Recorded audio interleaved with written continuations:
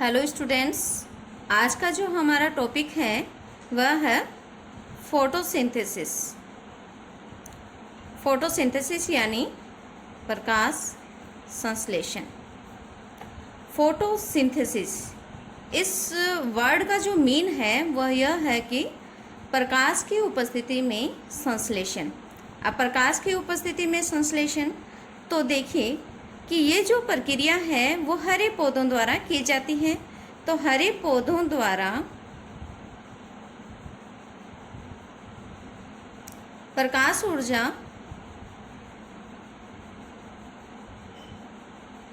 का उपयोग कर या प्रकाश ऊर्जा को अवशोषित कर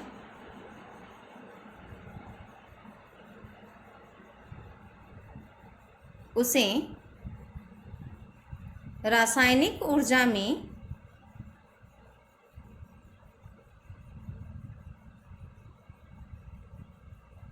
बदलने की प्रक्रिया को प्रकाश संश्लेषण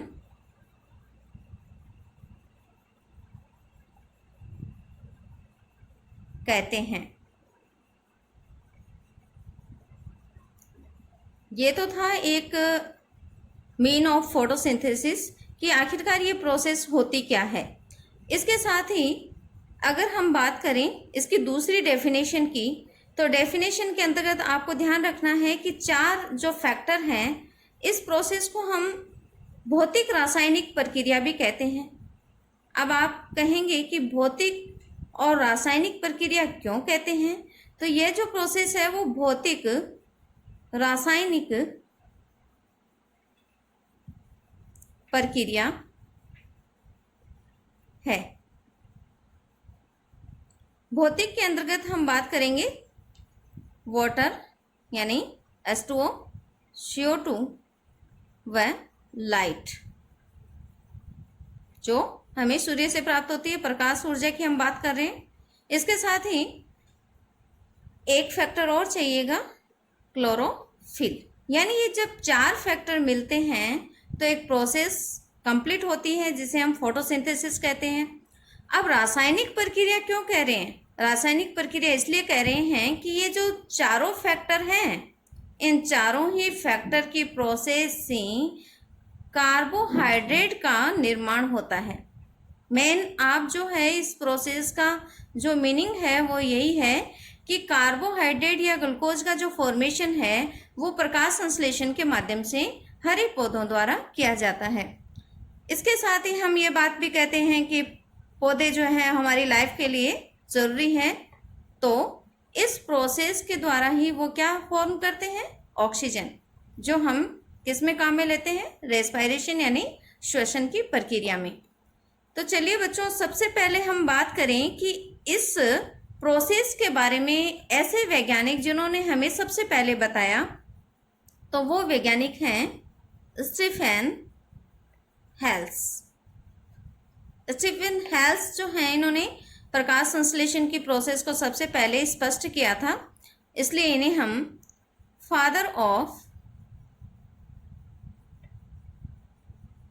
प्लांट फिजियोलॉजी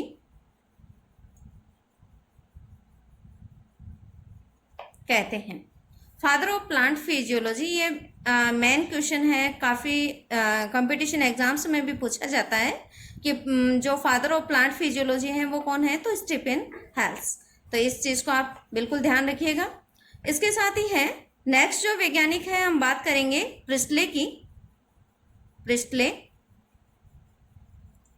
अब जो प्रिस्टले हैं, इन्होंने किसके बारे में बताया था? तो इन्होंने कहा था कि एक गैस जो होती है जो हम श्वसन प्रक्रिया में काम में लेते हैं, तो ऑक्सीजन की जो रिसर्च है, ऑक्सीजन के बारे में इन्होंने सबसे पहले हमें बताया था। इनका एक प्रयोग है बेलजार प्रयोग, बेलजार का प्रयोग। इस प्रयोग के अंतर्गत इन्होंने क्या किया था कि एक बेलजार के अंदर इन्होंने क्या किया, एक तो रेत को लिया, रेत, और एक इन्होंने मोमबत्ती उसके अंदर जला दी। अब आपको पता है कि जब कोई भी चीज जलती है तो वो कौन सी गैस काम में लेती है? ऑक्सीजन लेती है। अब यहाँ पर इस बेल जार के अंदर जितनी भी ऑक्सीजन थी वो इस मोमबत्ती ने अब्जॉर्ब कर ली, यानी अवशोषित कर ली। अब आप देखिए कि रेड जो है वो थोड़ी देर बाद मर जाता है। क्यों? क्योंकि उसको ऑक्सीजन नहीं मिलती है। अब नेक्स्ट प्रयोग में उन्होंने क्या किया कि ऐसी कौन सी चीज़ है जिसको इन्होंने बताया कि इस रेड के लिए जो नेसेसरी है, इसके जीने के लिए जरूरी है या हम सभी जीवों के लिए जरूरी है, तो इन्होंने क्या किया कि इस रेड को तो इन्होंने इस बेल जार के अंदर रखा, इसके साथ इन्होंने एक ग्रीन प्लांट को भी रख दिया और फिर इन्होंने एक मोमबत्ती को भी वहाँ जला दिया। अब देखिए कि जब ऑक्सीजन उस मोमबत्ती ने अब्जॉर्ब कर ली तो प्लांट ने क्या किया? जो कार्बन डाइऑक्साइड बनी उसको यूज किया। रेड ने जो श्वसन के दौरान कार्बन डाइऑक्साइड छोड़ी उसको भी इसने यूज किया, लेकिन बदले में इसने क्या दिया? इसने दिया ऑक्सीजन। तो इस तरह से प्रिस्टले ने, और ये भी देखिए कि रेड आराम से जीवित रहता है बेल जार के अंदर, क्योंकि वहाँ कौन था उपस्थित? प्लांट वहाँ उपस्थित था। तो ये था प्रिस्टले का प्रयोग। नेक्स्ट एक वैज्ञानिक है जिसके बारे में हम चर्चा करेंगे, आइजेन हाउस। आइजेन जो हाउस वैज्ञानिक हैं, इन्होंने ये बताया कि प्रकाश की उपस्थिति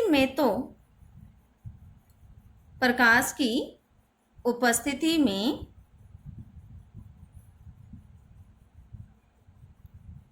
शुद्ध वायु का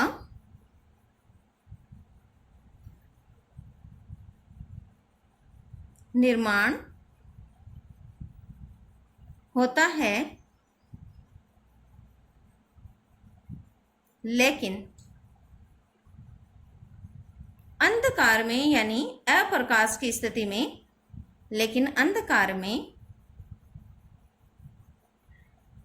शुद्ध वायु का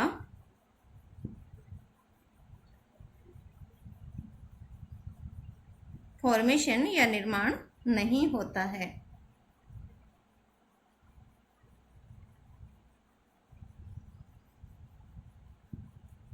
अतः स्पष्ट हो गया कि प्रिस्टले का जो प्रयोग था उसके सपोर्ट में आइजेनहाउस ने भी अपना प्रयोग किया और उन्होंने बताया कि पौधों में प्रकाश की उपस्थिति में जो प्रोसेस होती है उससे शुद्ध वायु का निर्माण होता है। तो इस प्रकार प्रकाश संश्लेषण की जो प्रक्रिया है उसके अंदर ये दो वैज्ञानिक तो थे ही, इसके साथ में एक वैज्ञानिक और थे जिन्होंने इसकी प्रोसेस को एक रासायनिक समीकरण के माध्यम से प्रस्तुत किया। इन्होंने कहा कि कार्बन डाइऑक्साइड प्लस जल, लाइट को हम हमेशा रेज, टेढ़ी मेढ़ी रेज के माध्यम से दिखाते हैं, लाइट रेज। इसके साथ ही हमें चाहिए क्लोरोफिल। मैंने स्टार्टिंग में ही बताया था कि 4 फैक्टर अगर नहीं होंगे तो प्रकाश संश्लेषण की प्रक्रिया नहीं हो पाएगी। तो CO2, water, light rays, chlorophyll, इन चारों ही फैक्टर की उपस्थिति में कार्बोहाइड्रेट का निर्माण होता है। अब कार्बोहाइड्रेट का ये रासायनिक सूत्र है, कार्बन 1 होगा, हाइड्रोजन के 2 मॉलिक्यूल होंगे और ऑक्सीजन का 1, यानी ये जो कार्बोहाइड्रेट है इसको हम ग्लूकोज की संज्ञा देंगे, ग्लूकोज का निर्माण होगा और मॉलिक्यूल जो बनेगा वो होगा ऑक्सीजन, जिसे सभी जीव किस में काम में लेते हैं? रेस्पिरेशन प्रोसेस के अंतर्गत इसको काम में लेते हैं। अब बात करें कि जो ग्लूकोज है, ये जो ग्लूकोज है, इंपॉर्टेंट क्वेश्चन है नीट या पीएमटी एग्जाम आपने अभी तक नहीं दिया है तो नीट एग्जाम जो है उसके अकॉर्डिंग कि जो प्लांट के अंदर जो ग्लूकोज बनता है वह किस रूप में स्टोरेज होता है? प्लांट में जो ग्लूकोज बना, रॉ मटेरियल ऑफ प्लांट, ये किस रूप में स्टोरेज होगा? स्टार्च के रूप में। तो ये एक इम्पॉर्टेंट क्वेश्चन है, storage of glucose in plant as starch molecule. Okay, next जो वैज्ञानिक हैं ब्लैकमैन, ब्लैकमैन। ब्लैकमैन जो वैज्ञानिक हैं, इन्होंने कहा कि जो प्रकाश संश्लेषण की प्रक्रिया है, वह प्रकाश संश्लेषण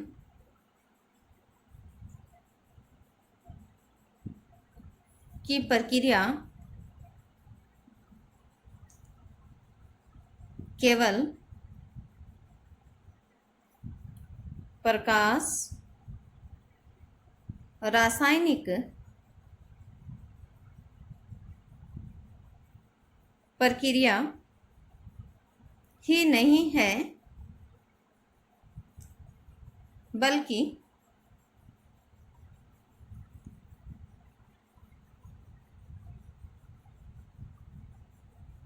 जैव रासायनिक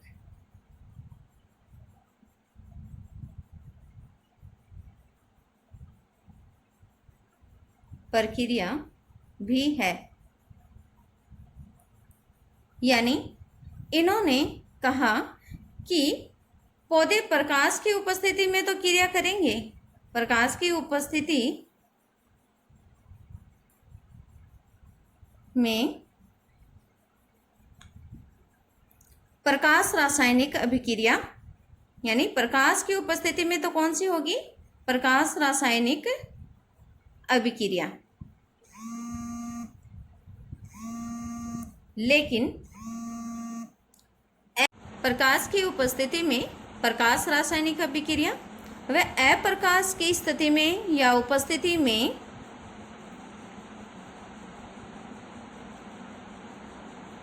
जैव रासायनिक अभिक्रिया है। ये मैंने शॉर्ट में इसलिए लिखा है ताकि आपको ध्यान में रहे। अब आपको ये ध्यान रखना है कि हम जो स्टडी करेंगे तो सबसे पहले हम प्रकाश की उपस्थिति के बारे में चर्चा करेंगे और फिर हम करेंगे अप्रकाश की स्थिति में, यानी अंधकार में।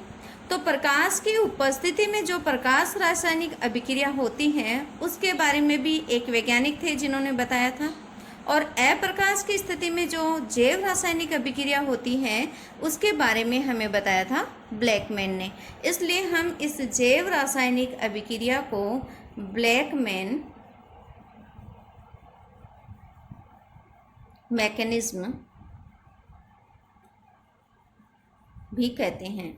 अब आ जाइए, आपके क्वेश्चन है ब्लैकमैन मैकेनिज्म का, ब्लैकमैन अभिक्रिया क्या है। तो जैव रासायनिक अभिक्रिया होती क्या है, इसके बारे में हम आगे टॉपिक में विस्तार से चर्चा करेंगे।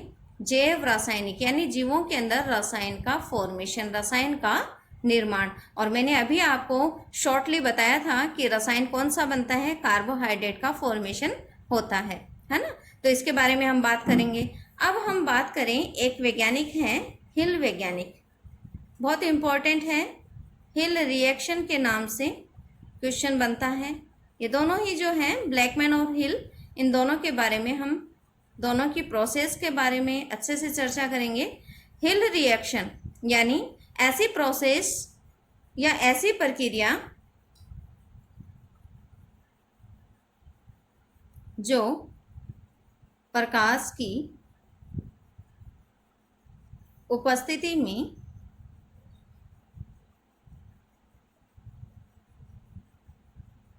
संपन्न होती है। ठीक है, तो ये जो प्रकाशिक अभिक्रिया है इसको हम हिल अभिक्रिया के नाम से भी जानते हैं। अब हिल अभिक्रिया के अंतर्गत हम जो स्टडी करेंगे कि सबसे पहले जो वाटर है, कार्बन डाइऑक्साइड है, क्लोरोफिल है और जो प्रकाश है, इन चारों की प्रोसेस से दो सब्सटेंसेस का निर्माण होता है, एटीपी प्लस NADPH2। इन दो मॉलिक्यूल्स का फॉर्मेशन होगा किसके अंतर्गत, हिल रिएक्शन के अंतर्गत। और ब्लैकमैन में अभी मैंने बताया कि आपको पता है जैव रासायनिक अभिक्रिया है। अब जैव रासायनिक इसलिए है क्योंकि इसके अंदर कौन बनेगा, ग्लूकोज का निर्माण होगा या कार्बोहाइड्रेट का फॉर्मेशन होगा। तो मेन जो टोटली प्रकाश संश्लेषण की प्रोसेस है इन दो अभिक्रियाओं के माध्यम से ही चलेगी, तो इसको हम प्रकाशिक अभिक्रिया भी कहते हैं। जो हिल रिएक्शन है इसका अदर जो नेम है वो प्रकाशिक अभिक्रिया, प्रकाशिक अभिक्रिया, या शॉर्टली इंग्लिश में हम बात करें तो लाइट रिएक्शन। किसी भी नाम से आपको क्वेश्चन पूछा जा सकता है। अब ब्लैकमैन जो वर्ड है, तो ब्लैकमैन के अकॉर्डिंग हमने कहा जैव रासायनिक है, तो बायोकेमिकल जो रिएक्शन है या अप्रकाश की उपस्थिति में है, तो इसलिए इसको हम क्या कहते हैं, डार्क रिएक्शन। ठीक है, तो लाइट रिएक्शन और डार्क रिएक्शन के बारे में भी हम स्टडी करेंगे। अब बात हम करें कि जो हम बार बार कह रहे हैं कि क्लोरोफिल वर्णक चाहिए, क्लोरोफिल की बात करते हैं, तो ऐसे कौन कौन से वर्णक हैं जो इस प्रोसेस के अंतर्गत हमें चाहिएंगे, या प्लांट के अंदर ओनली एक क्लोरोफिल ही काम करता है या अन्य भी होते हैं। तो देखिए, सबसे पहले हम बात करेंगे क्लोरोफिल जो मॉलिक्यूल है इसके स्ट्रक्चर के अंतर्गत एक तत्व पाया जाता है जिसे हम कहते हैं मैग्नीशियम। ये जो मैग्नीशियम है, अब क्वेश्चन बनता है यहाँ पर, क्वेश्चन क्या है कि क्लोरोफिल के अंदर कौन सा तत्व पाया जाता है, तो मैग्नीशियम पाया जाता है। अब मैग्नीशियम जो है वो चारों तरफ से क्लोरोफिल मॉलिक्यूल के अंतर्गत जो स्ट्रक्चर है उसमें पायरोल रिंग्स के द्वारा चारों तरफ से कवर रहता है। पायरोल केमिस्ट्री के अंदर आप पढ़ चुके हो, पायरोल मॉलिक्यूल्स जो होते हैं इसको चारों तरफ से घेरे रहते हैं, 4 पायरोल रिंग इसके चारों तरफ होती है। ये क्लोरोफिल की स्ट्रक्चर है। अब हम बात करेंगे क्लोरोफिल जो है वो कितने प्रकार का होता है। मेनली जो है chlorophyll A, B, C, D व ई। क्लोरोफिल ए और बी का सूत्र पूछ लिया जाता है, तो क्लोरोफिल ए का जो सूत्र है वह है C55 H 72 O 5 N 4 Mg। ठीक है, इसके अलावा क्लोरोफिल बी की बात करें तो क्लोरोफिल बी का सूत्र है। ये दोनों क्वेश्चन इसलिए आपको बता रही हूँ क्योंकि मेनली कंपटीशन एग्जाम्स के अंदर ये पूछा जाता है, आपके नीट एग्जाम के लिए जरूरी है। C55 H 70 O 6 N 4 Mg। ठीक है, इन दोनों के बारे में आपको ध्यान रखना है। तो क्लोरोफिल तो ये हो गया। इसके अलावा क्लोरोफिल के अलावा है सेकंड जो ये तो फर्स्ट वर्णक हो गया पिगमेंट। सेकंड वर्णक की बात करें तो कैरोटीनॉइड चाहिएंगे, कैरोटीनॉइड्स। उसके बाद में है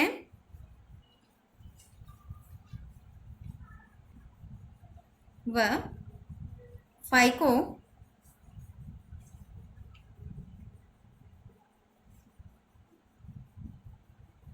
बिलियंस। ठीक है, तो ये जो 3 वर्णक हैं इनके बारे में भी हम थोड़ा सा विस्तार से चर्चा कर लेंगे।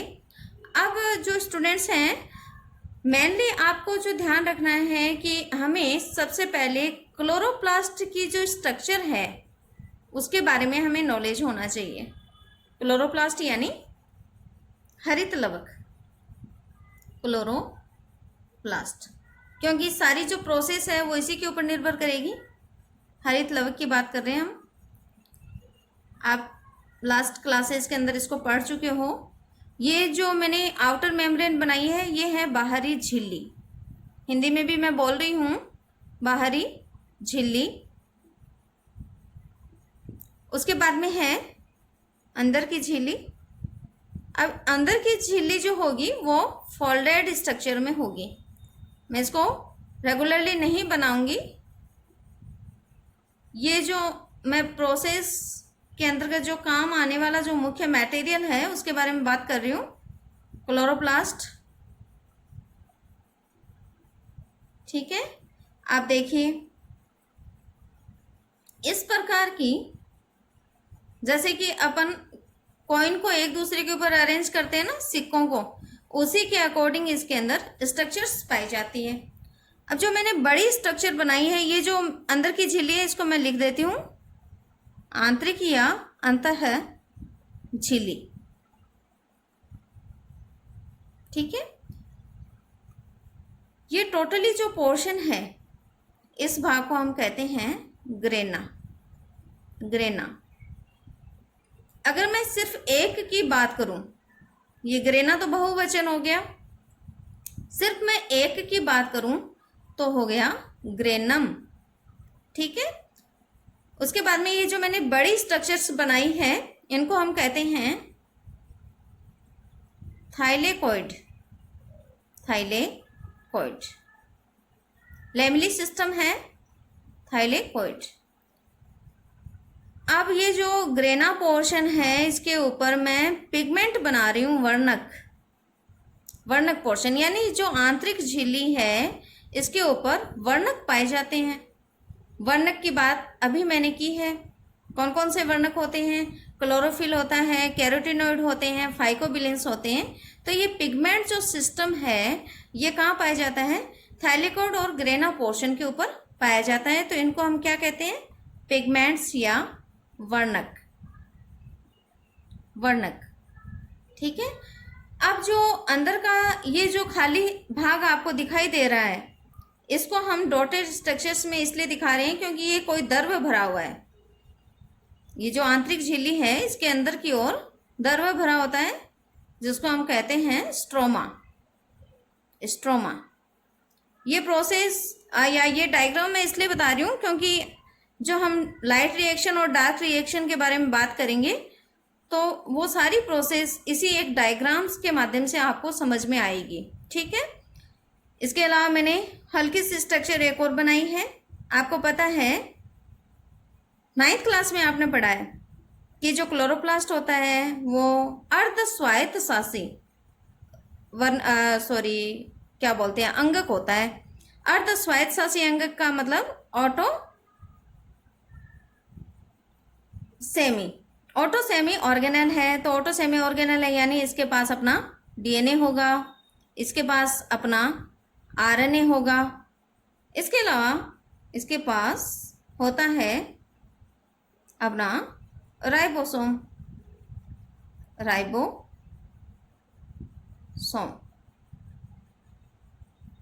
ठीक है, तो ये जो रिएक्शन है, अब हम बात करें कि इस क्लोरोप्लास्ट के अंदर स्ट्रोमा पोर्शन है एक तो, और एक क्या है? ग्रेना पोर्शन या लैमेली सिस्टम है। अब हम बात करेंगे कि जो लाइट रिएक्शन है यानी हिल अभिक्रिया जहाँ पर एटीपी और NADPH2 का फॉर्मेशन अभी मैंने ऊपर बताया, तो ये जो प्रोसेस है ये यहाँ इस पर घटित होगी। ग्रेना पोर्शन यानी जो लैमेली पोर्शन है इसके ऊपर हिल रिएक्शन घटित होगी या प्रकाश की उपस्थिति में यहाँ प्रोसेस होगी। अब आप खुद दिमाग लगाइए कि प्रोसेस यहाँ क्यों होगी, क्योंकि यहाँ पर मैंने पिगमेंट बनाए हैं, वर्णक मैंने बनाए हैं यहाँ पर। तो वर्णक की उपस्थिति में ही क्रिया होगी। क्लोरोफिल चाहिए हमें, तो क्लोरोफिल की उपस्थिति में यहाँ प्रोसेस होती है। तो ये जो प्रोसेस है वो यहाँ हिल रिएक्शन या प्रकाशिक अभिक्रिया संपन्न होगी। अब बात करें सेकेंड अभिक्रिया यानी डार्क रिएक्शन, अप्रकाश की स्थिति में। तो अप्रकाश की स्थिति में जो डार्क रिएक्शन घटित होती है